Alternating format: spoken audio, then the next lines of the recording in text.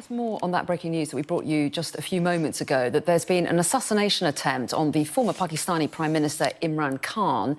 Let's get the latest then. On the phone, I'm joined now by our Asia correspondent, Cordelia Lynch. So, Cordelia, what can you tell us? Well, I'm in Wazirabad. We were following Imran Khan on this long march from Lahore to Islamabad. He started this march 6 days ago. His drive was to try and bring early election to this country. He is pushing for radical change. He was ousted himself just a short time ago, and we have seen large crowds turning out for Imran Khan. Now, I had just interviewed the former leader. I asked him about the violence that some people had been concerned about, some had predicted, and he was hopeful that they would not experience any, and that this was a peaceful march.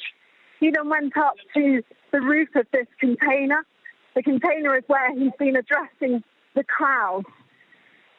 And it was there, after a raucous reception, we had just gone downstairs inside this container. I was speaking to some of his staff from the PTI party when we heard a sudden commotion. A man came downstairs, his foot very bloodied.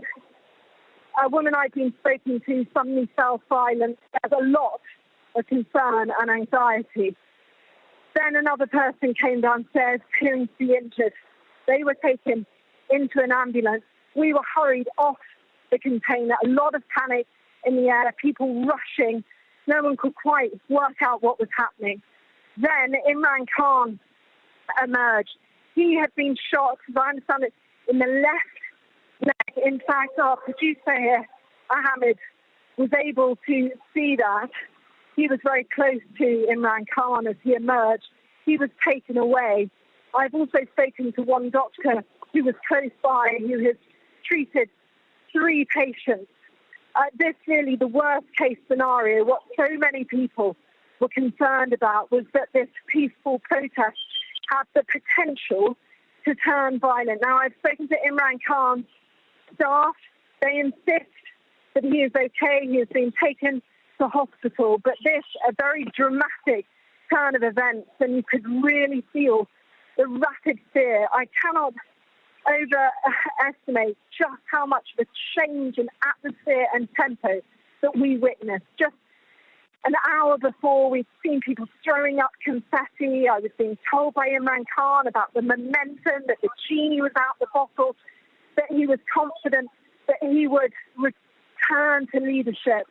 And then now this, which has brought a sudden pause to what was meant to be a hopeful march for him. And Cordelia, just reiterate what we know about the extent of his injuries then. Well, I was just able, in fact, to speak to one of the senior members of his team. She, in fact, hurriedly tried to get us into a car. There was obviously worry about any enduring threats close by.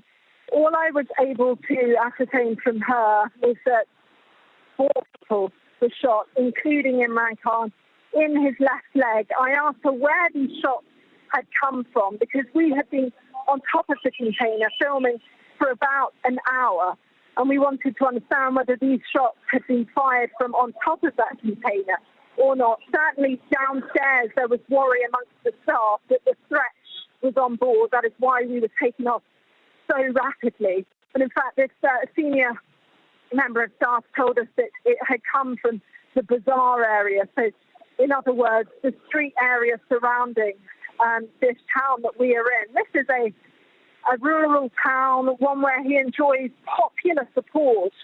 One of the points being made by his opponents is that he is going to Imran Khan territory, that he is addressing the devoted, if you like. So this will come as a great shock. I know a lot of people within the crowd were instantly in tears, very worried about Imran Khan's house and what had happened to him. The ambulances arrived, kind of barreled through the crowd very rapidly. But as I say, they were able to remove him. And in fact, we too are about to move on to try and get a bit further away so we can bring you a bit more of this story as it's unfolding. We'll be in touch with Imran Khan's team to try and get an update on his condition. And give us a sense of why there was concern about violence surrounding this long march that you tell us that he was carrying out. Give us some context of the political situation and why there were concerns that he might be targeted.